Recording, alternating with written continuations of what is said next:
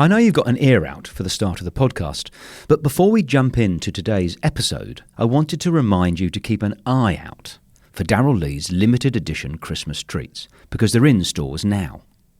Like the iconic Christmas nougat pudding, so yummy and a gorgeous little gift.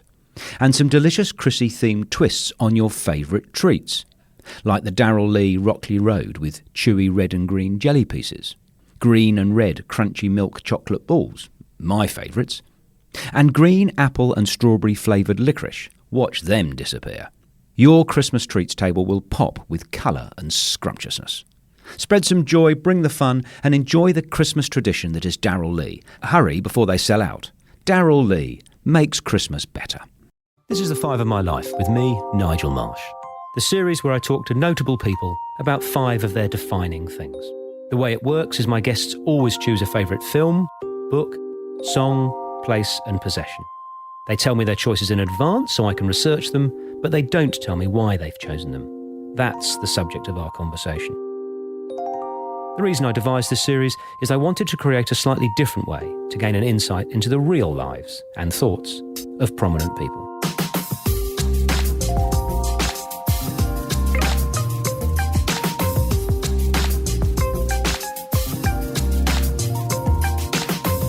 In this conversation, it was both surprising and moving to hear funny man Tony Wilson tell his stories about a life touched by tragedy, a long-held family secret, cerebral palsy, and sudden fame, not to mention his list of the world's best speeches on his wonderful website, Speakola.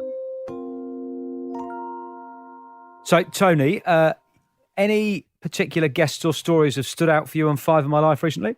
Well, I love Rob Carlton. He's one of my favourite people, fantastic actor, and his 5 of My Life was just superb. And in fact, I actually knew where he was going to end up because Rob Carlton, I organised a series of events down here in Melbourne a few years ago, which was called Show and Tell for Grown-Ups, which I think Right. you would have loved this, Nigel, that series. And Rob produced the item that he produced for you as the 5th 5 of My Life was the story that he gave to me for Show and Tell for the stick. So it was just beautiful. And I'd say Rob Carlton, 5 stars for his 5 of My Life. It was incredible. He had me in tears as I was walking around doing my daily exercise. Well, he's only just set the bar for you to hurdle, mate. That's it. So we forget Rob Carlton. We're interested in your 5. Thank you so much for sending them through. I've had an amazing time researching them. We're starting with the film that many, many people and many lists have as the greatest comedy film of all time. That's a big call, but lots of lists do have it as the greatest comedy of all time. It's Monty Python's The Life of Brian, 1979. Tell me about it, mate. Well, I could have gone for something esoteric or something that made me look really cool or not just a follower of the popular crowd. But I just had this film I think I was 9 or 10 years old when I first saw it. And part of my love for it comes from the circumstances in which I first saw it, which was we had an annual holiday at Wilson's Promontory, which is this wilderness down here in Victoria. It's such a beautiful part of the world. And every year we would go to Wilson's Promontory and they had an outdoor cinema. And it just was a few bits of canvas kind of strung up together and the campers would go, and it was always very celebratory to go to the outdoor Tidal River cinema. And I still remember the night that Life of Brian was playing because I sat next to Dad and it was kind of like watching a grown-ups film for the first time when you're 8 or 9 or 10 and Dad just was falling apart. It was out of control watching this film. And a lot of the jokes now watching it, they must have gone over my head, but at the time, just to see Dad so happy to hear the gales of laughter that were going across this beautiful outdoor cinema with rosellas in the trees and the sun going over Wilson's Promontory. It was just a moment of my life. And as it's emerged, Life of Brian, when I did understand it all and developed this interest in comedy and this love for Monty Python, I sort of see this film as their high point. It said the most, it said it the funniest, it was the grandest in scale, and I think it stands up against any comic film ever made.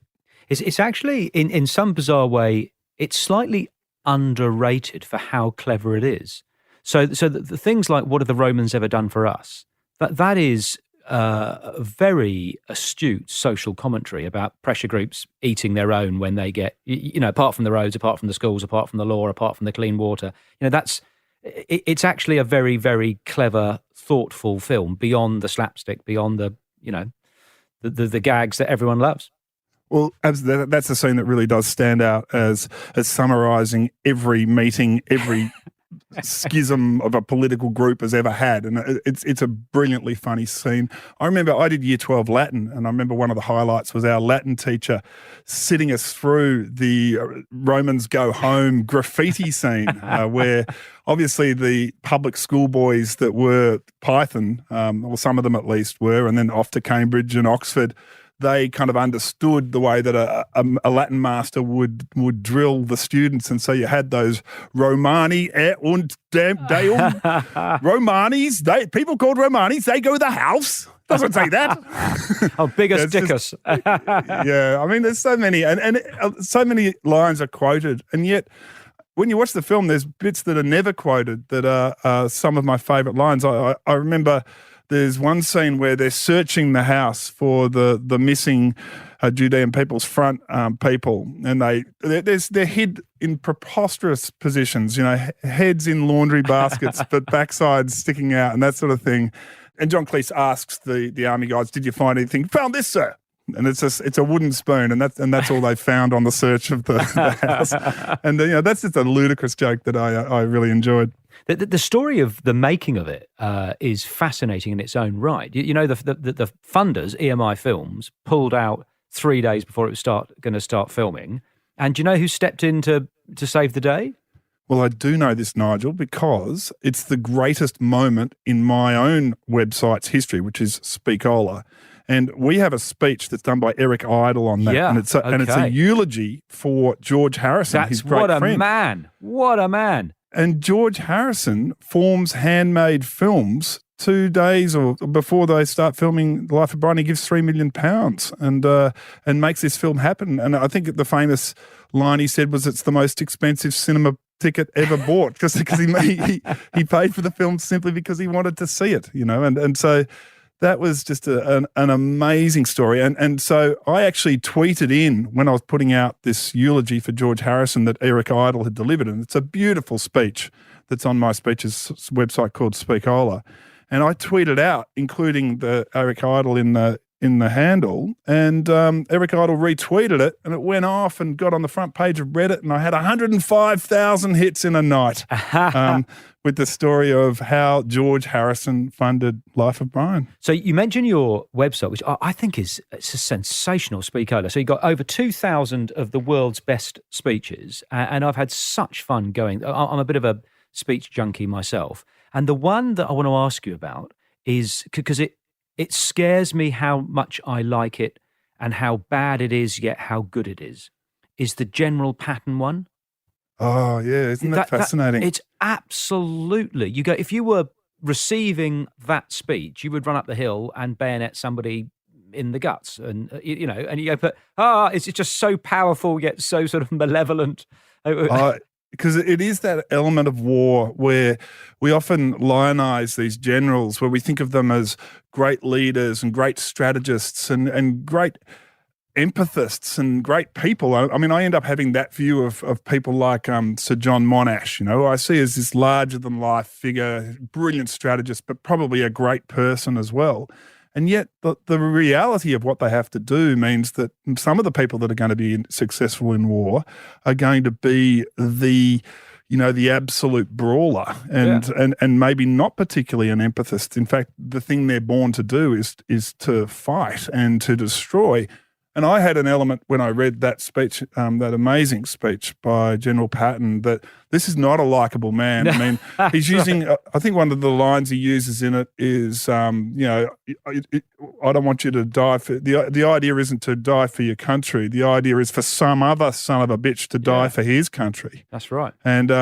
And so it's that sort of survivalist instinct. It's the toughness, and yet there's sort of a brutal humour in it as well. So anyone who kind of appreciates the great sporting coach or footy coach who's able to summon aggression and passion and the moment using the strength of language and humour, Well, Patton's got that, in almost the most important days of these young men's lives. It's an incredible speech. So I'm going to ask you a question, the same sort of question I asked Nishen Moodley, the director of the Sydney Film Festival, who's seen thousands of films. I asked him to pick one, which is like a ludicrous question, but it's interesting to see how he answers.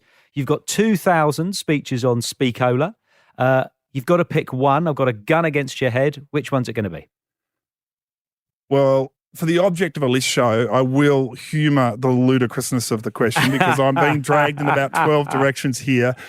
I Have a Dream is trying very hard to get me back over there, and I Have a Dream is the reason why I started this site, the love of that speech, the revisiting it every year. But I'm not going to say that one. I'm going to say Robert Kennedy's eulogy to Martin Luther King, who delivered I Have a Dream, the speech given on the flatbed truck in the minutes and hours after the confirmed death of Martin Luther King, and Robert Kennedy's ability to summon the moment and the tone and to use this Aeschylus poem that he recites and to say something for what feels like a fractured world.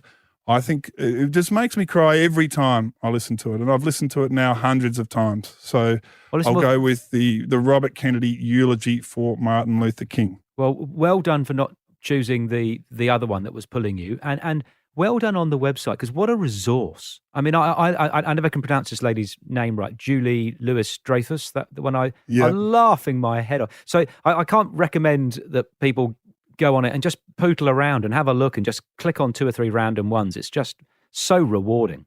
And trying to find some of the less well-known ones as well, like Rob Carlton's speech about his stick that he gave at that show and tell for grown-ups, or John Gorton, who was a Prime Minister of Australia. He gave a speech to an RSL where he imagined their dead friends over his shoulder. And he gives this incredible speech to only probably a couple of hundred people in the Kerrang RSL in 1945, months after they returned from war. And again, that's one that really, resonates with me and I think about a lot and think is one of the great Australian speeches. Good on you, mate. The speeches, how do you take that into your everyday life? How does it affect you or influence you, if at all? Well, one thing with the great speeches is I sometimes think they reflect their era and the big issues of the era. And I've actually found it quite comforting to hear the most eloquent people express the worries and concerns of their era. And it's made me think, as I feel sometimes things are imploding, you might look at climate or you might look at all sorts of things that feel like they're going wrong. I've actually found it really reassuring to think that things are always going wrong, and the story of history and the story that is told through these speeches is that there's a disaster around every corner and that every generation is dealing with it. And so while it might feel that these things of my time are pressing down on me, I really find it comforting to know that people have tackled and in many instances conquered problems of the past. Of course, sometimes they don't conquer the problems of the past and they remain problems, and that's also the story of the speeches. Sometimes it's just beautiful. So it's like just enjoying a song, enjoying a speech. Drags me back. I got a good bit of oratory. I'm a sucker for that. Now we're going to move from the 70s to the 90s for your second choice, your book choice on Five of My Life. And you've chosen Fame in the 20th Century by Clive James, a book famous for the fact that it literally is the transcript of the 8-part TV series. He actually printed every word that he said in the TV series as a book, and yet the book is still good. But tell me why you chose that.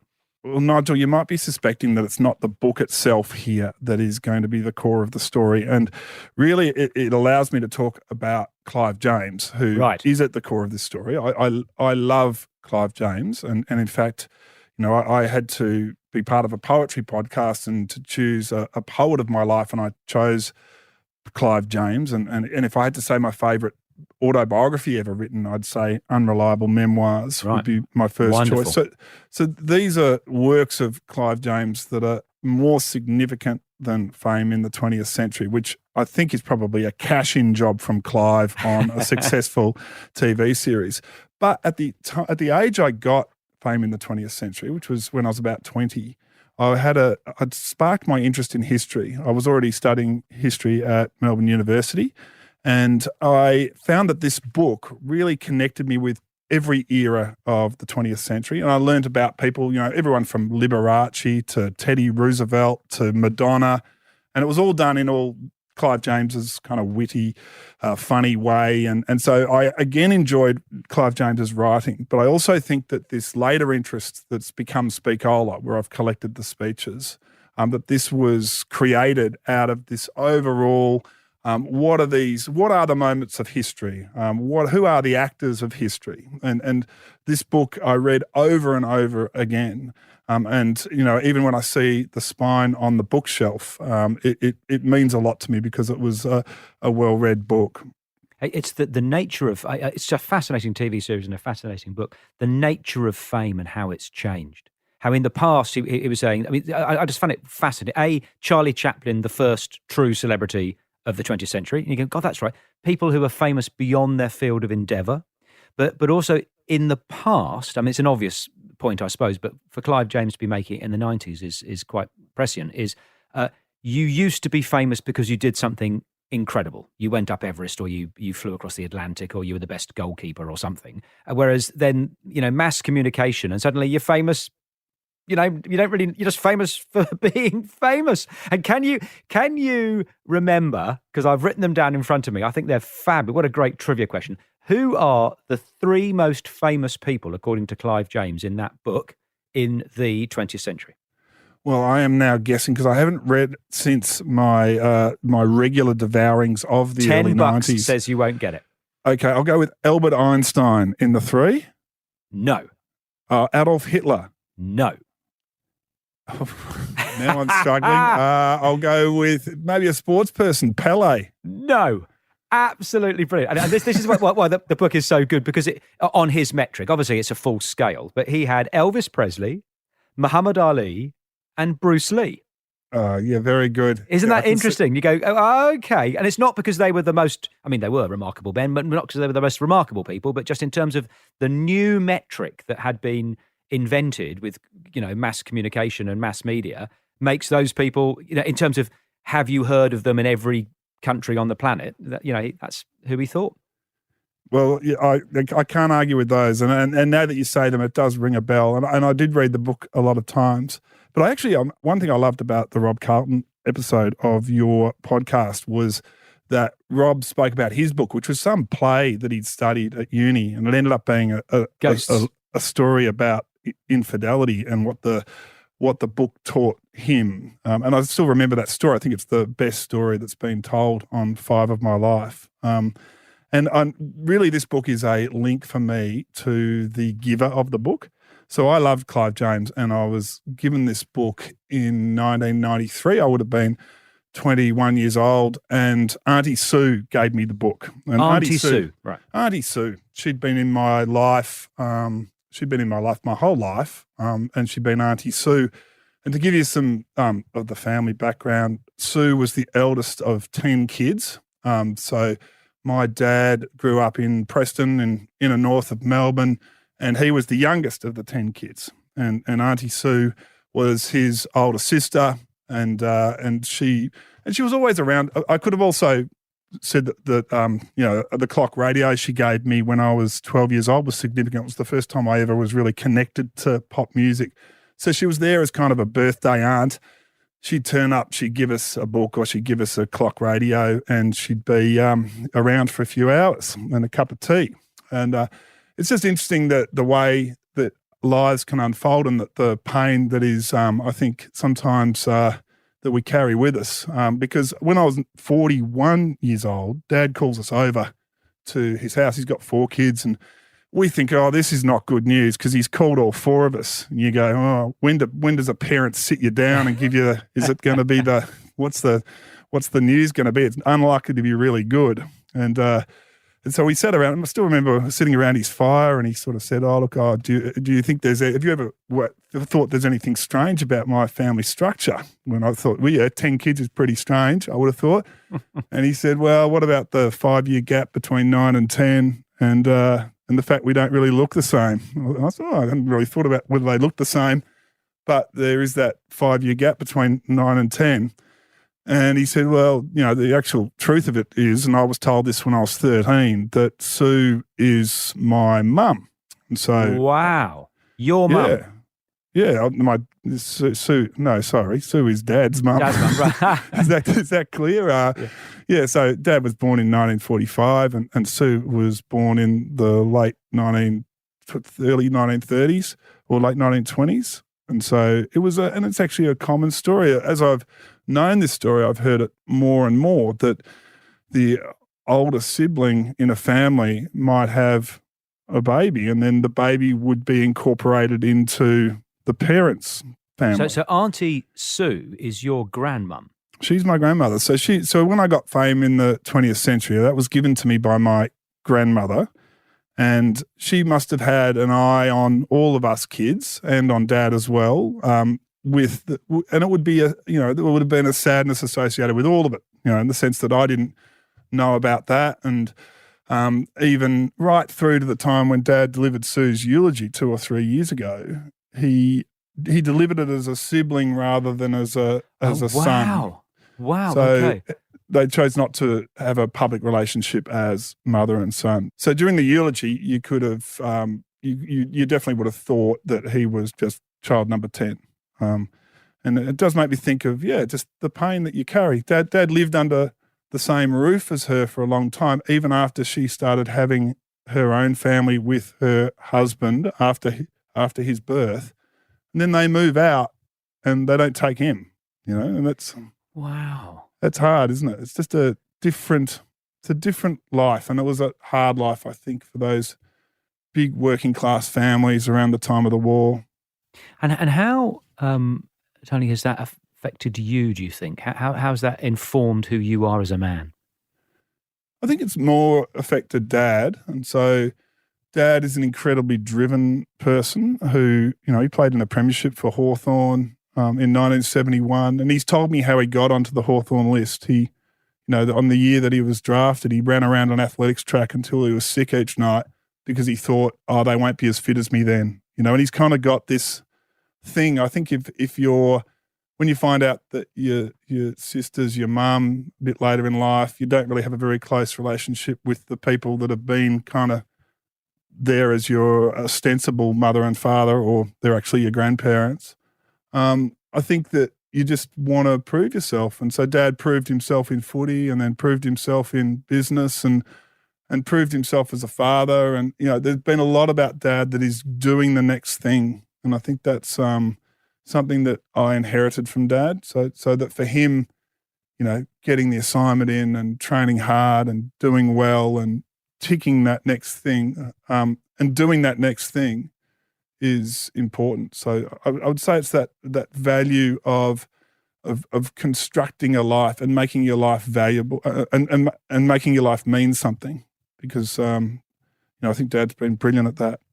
So in doing my research on you, one of the themes that has come back loud and clear is you are famously hardworking. Have the people I've been talking to got that right or wrong? I'm not sure. I think I'm good at finishing things, and I think I have an idea and I say, let's make this happen, and I try not to leave it as just an idea. And that's something that I learnt with this thing called Race Around the World in 1998. I was an unhappy lawyer. It was actually Dad who had a chat to me and said, it's your responsibility to create your happy life or to have a meaningful life. What a great message. Good on Dad. What a great message to say that to his son.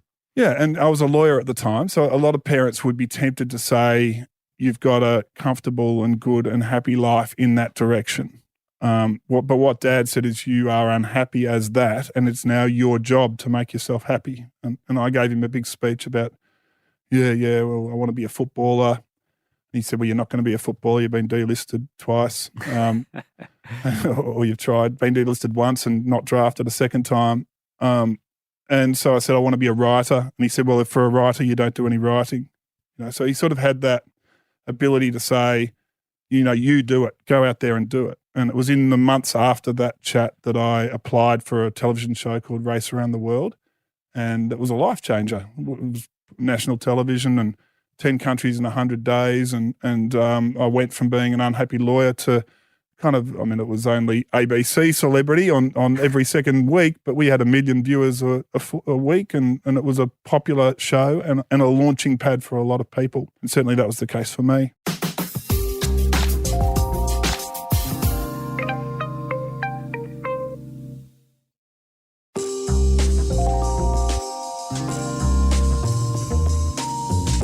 For your third choice, you have chosen wonderful. It's actually the shortest song that I'm going to add to the 5 of My Life Spotify playlist. We've had some long ones. We've had a 26-minute one and a 25-minute one. This is under 3 minutes. It's the first track and only single from Paul Kelly's first solo album, Post, from St Kilda to King's Cross. Tell us about it. So I love this song and Paul Kelly. In fact, I would have answered if you gave, I like to play the sort of games you do to Nigel. If you had have said to me your 5 dinner party guests through the 1990s, I would definitely have included Paul Kelly in that kind of dream dinner party. I was pretty obsessed with him growing up and in my 20s. And in fact, I remember I'm 6'4". I remember seeing Paul Kelly with my mate, John Oraglasso, the Big O, and we both loved him. And we were there at a live concert and we stood up and we were about 4 rows from the front. And normally as a 6'4" people, he's 6'6", he's even bigger, you're always conscious of the people behind you that you're wrecking the gig for. And so I'm always kind of skulking down and apologising.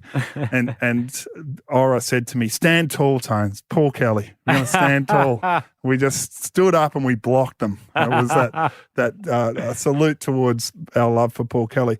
But my story relating to the song is that on Race Around the World, one of the places I picked, and we had to pick 10 countries to travel to on this TV show, and I picked Bolivia, Idaho, Alaska, Italy, Lebanon, France, Israel, Kenya, India, and China. And one of my countries was Kenya. And in each country we had to find a 4-minute story. And so I'd heard, and in fact, John Safran was the one who told me.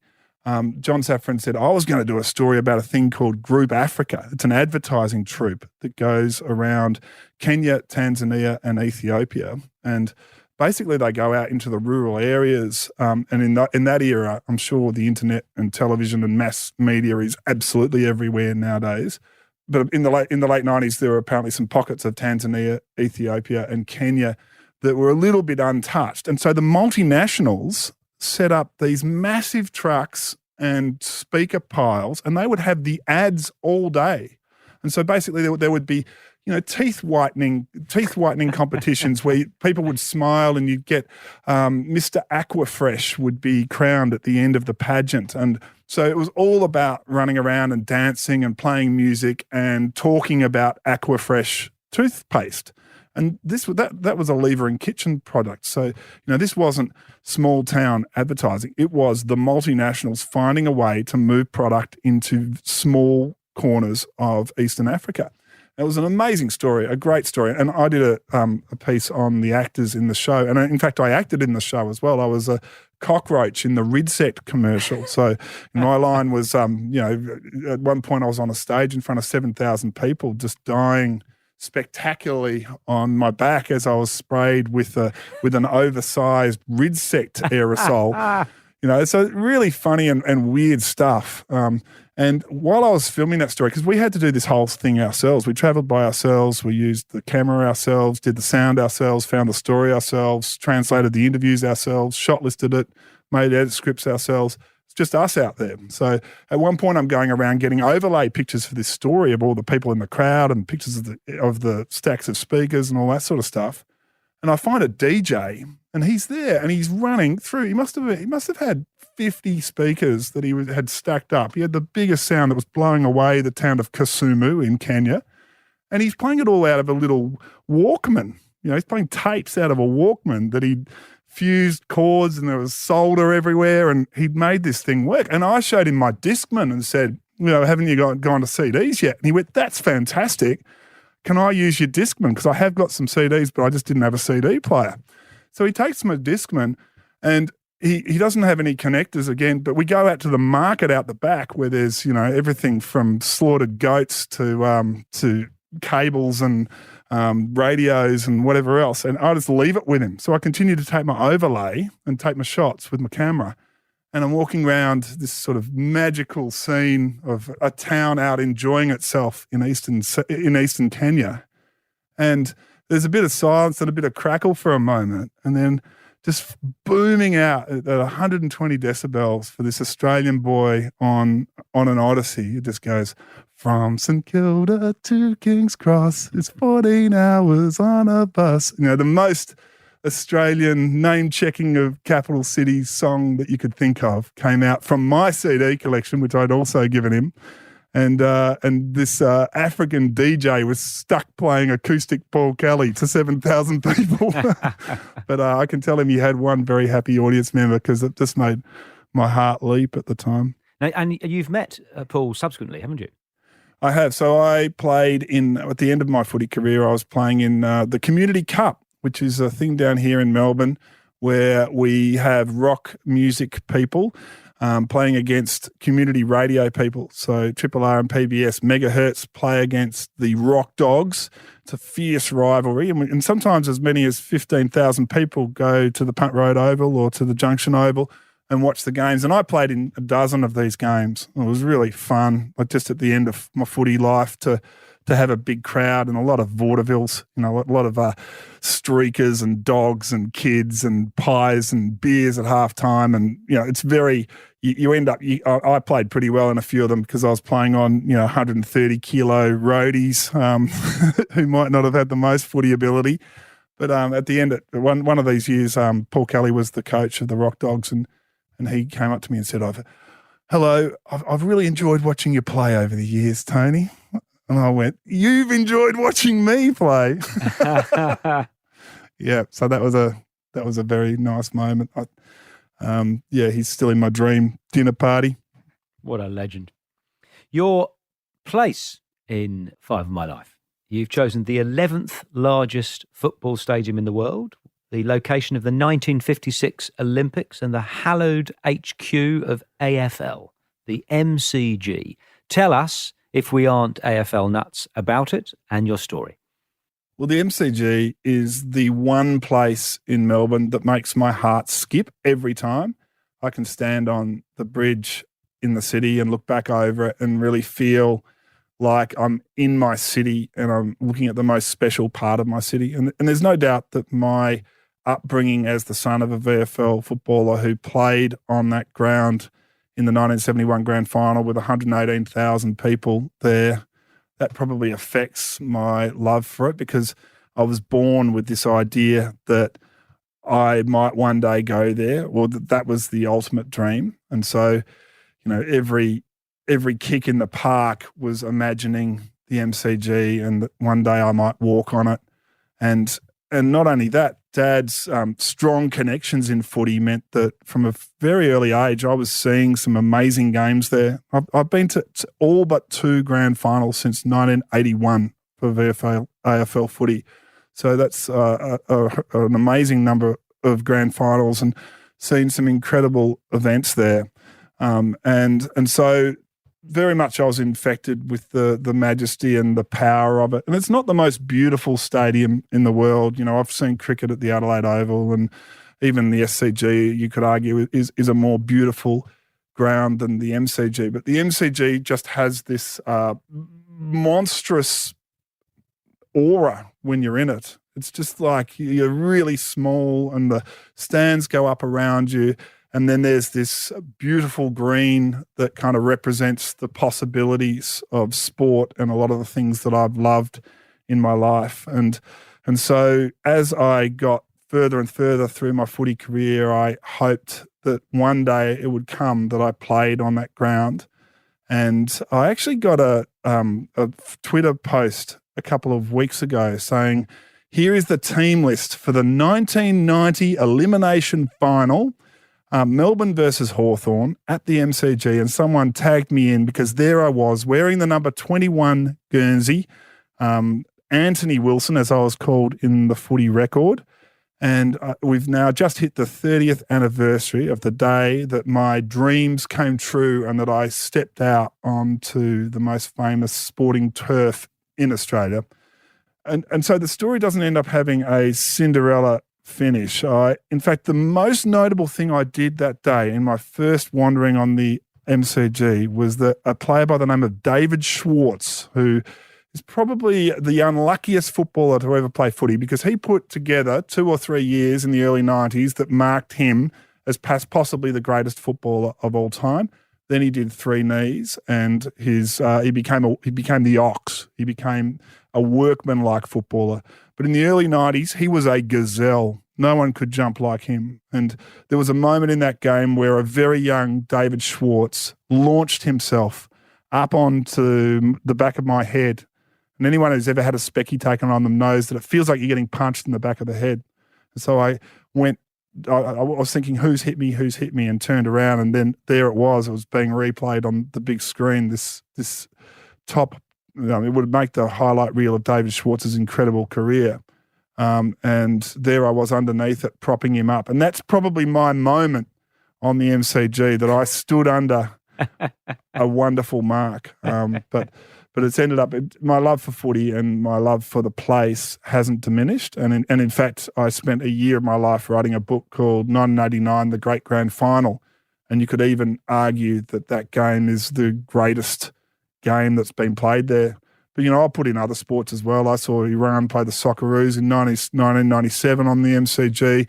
I saw Craig Mottram run that incredible race at the Commonwealth Games at the MCG. And in fact, every Thursday before the grand final, every year, I'm the MC at the G at a function for Monash Blues Footy Club. And I often say the joke there that I grew up praying every night that I would one day play at the MCG in September. But unfortunately, God misheard me and thought I said, be the MC at the G in September.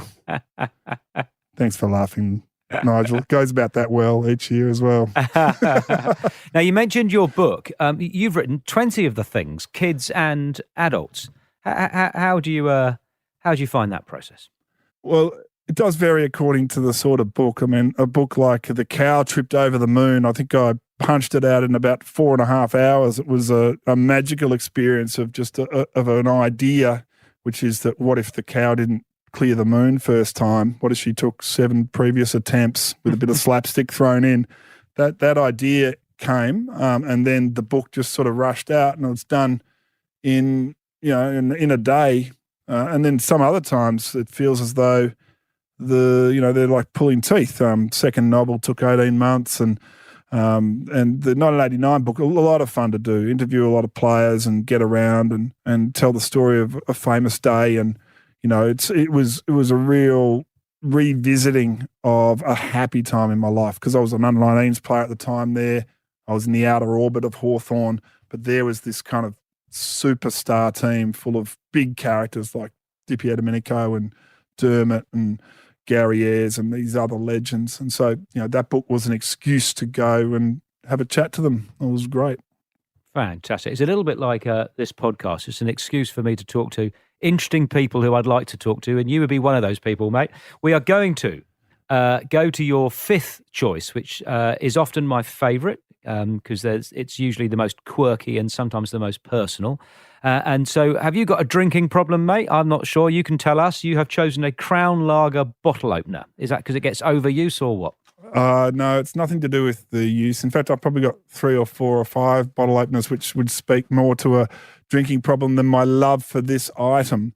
But this item, after Race Around the World, I mentioned to you that it was almost an exercise in trying to do something and then it happening.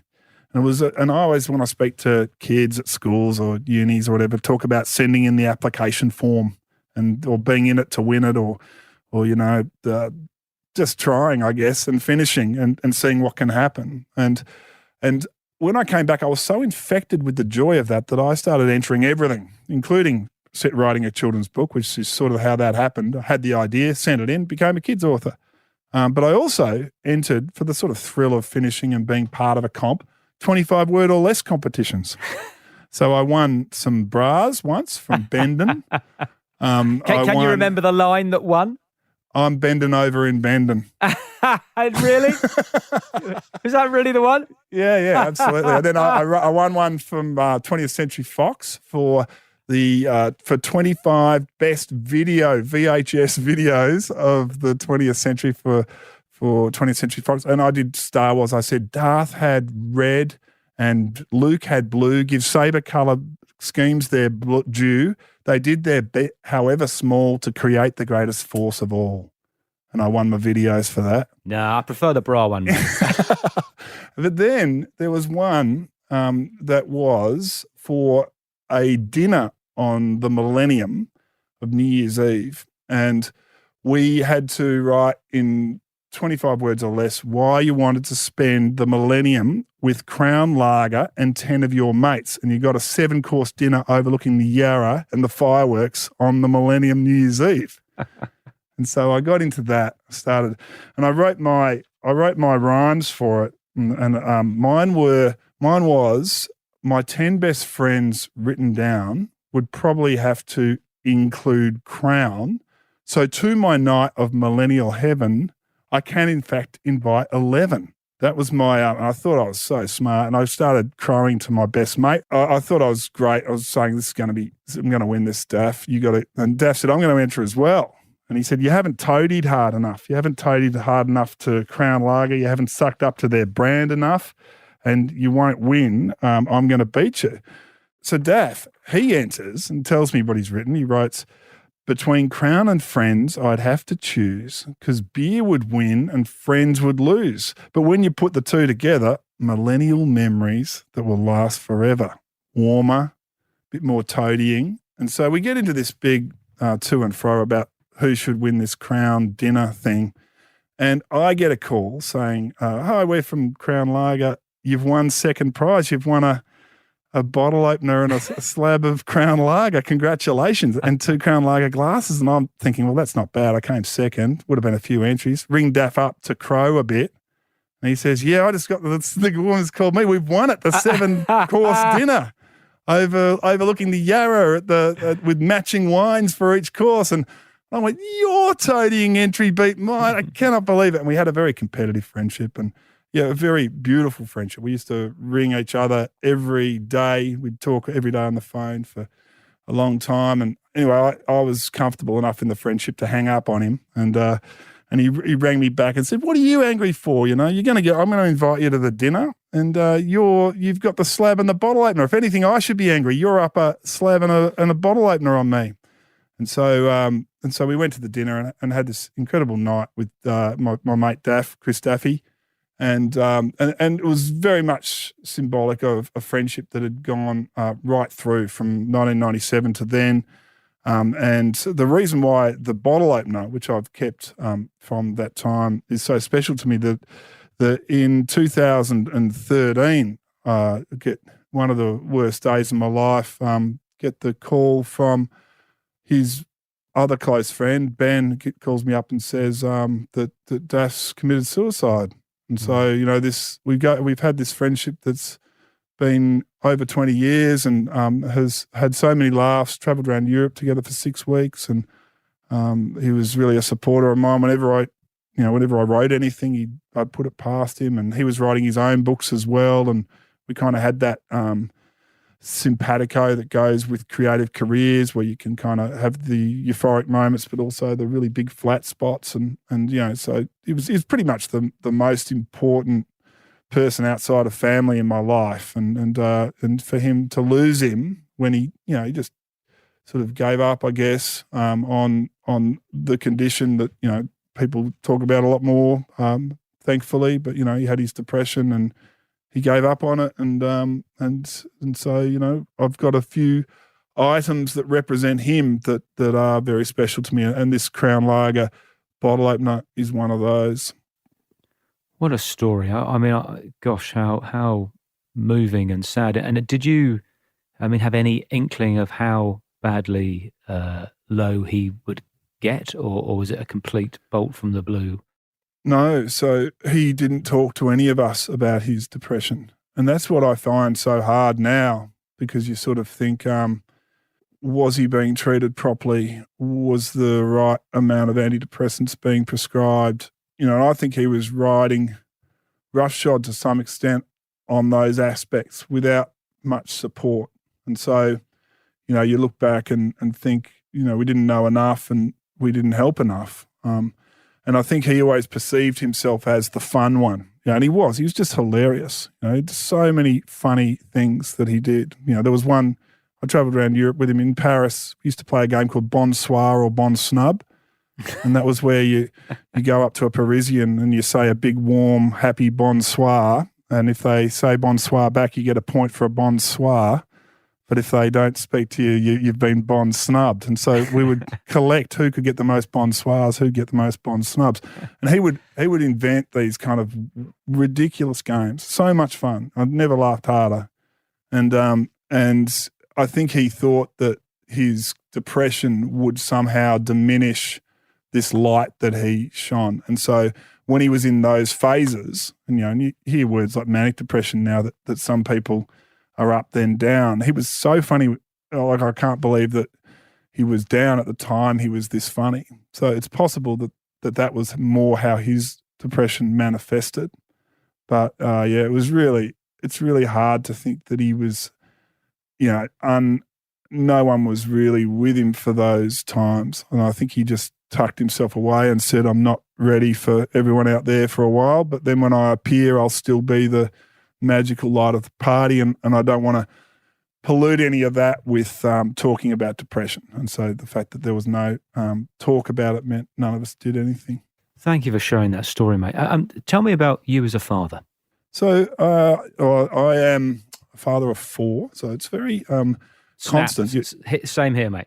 The children themselves and the feeling of being a father is so beautiful. I often think of the day I became a father, and you can't really explain that bolt of love, I think, and it doesn't really diminish. I haven't found it does. I remember spinning in a field singing The Killers, all the things that I've done on the day I became a dad, and it was raining, and I was like Julie Andrews spinning around in circles.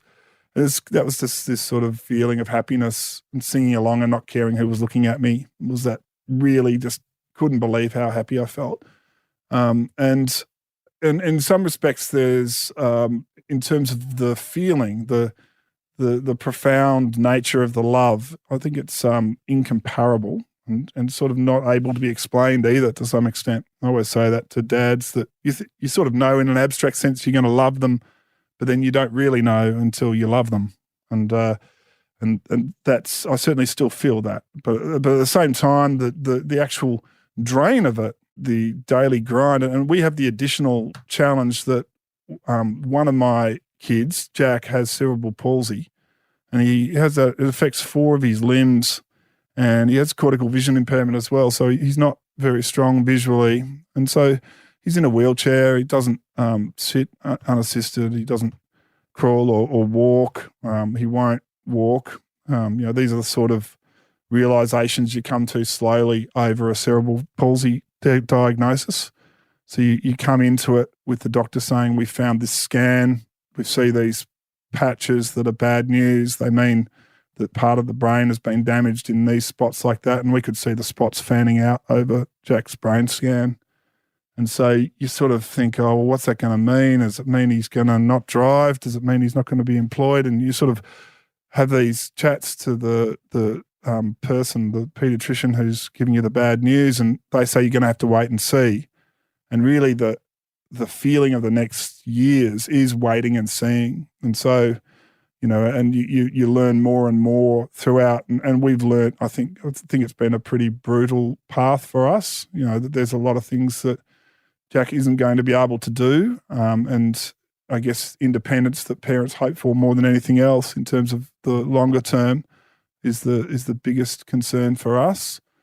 And on the short term, draining nature of fatherhood, what will I do in the next half hour? Well, it just never ends. So, the kind of, even just parking someone in front of an iPad, the other kids can all be parked in front of an iPad and make their way around the iPad and choose the things they want to watch, whereas Jack needs you to keep moving and changing the song or going back to the start of the song or choosing something else. And so even apart from all the issues that go with feeding and dressing and toileting and moving and exercising and finding therapists.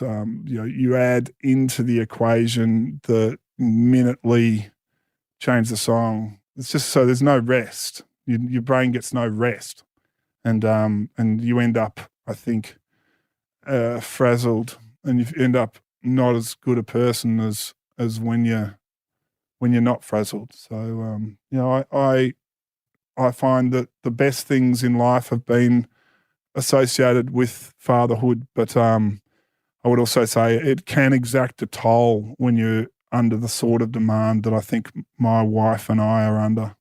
Thank you, mate, for telling us that. We're going to come on to your last question. Who would you like to hear on 5 of My Life next, and why? Oh, I know. I have had forewarning of this because I've listened to quite a few of the episodes. Look, I'm going to pick the person who I picked to be the first speech I ever put up on Speakola. Right. He is a Melbourne comedian, but he is a brilliant storyteller. He's also written a feature film called The Merger. He's been on some TV shows like some of the footy panel shows, but he's one of my favourite people and favourite comedians. And I think, when you talk about objects, I chose him for the show and tell for grown-ups as well as Rob Carlton, and his show and tell for grown-ups story was just an absolute beauty. So I think he'll really suit the format. His name's Damien Callanan. And for mine, he actually has the funniest podcast going around at the moment, which is called the Bodgy Creek Community Podcast. He basically creates a fictional universe around a town of Bodgy Creek where he's the football coach and alpaca farmer. And Damien Callanan has a knack for storytelling and words that I think is right up there with the best in the country, and he'd really do well in this format. Tony Wilson, you are a dead set legend, mate. Thank you very much for preparing and choosing and sharing your 5 choices on 5 of My Life. I really appreciate it. Thank you, Nigel. The 5 of My Life was presented by me, Nigel Marsh. Producer, Alex Mitchell. Sound production and theme music by Darcy Thompson and Matt Nicholish.